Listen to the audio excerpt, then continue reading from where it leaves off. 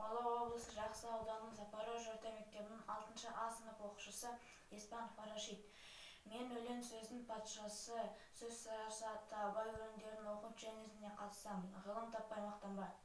Ғылым таппай мақтанба, орын таппай баптанба, құмарланып шаттанба, ойнап босқа күлуге.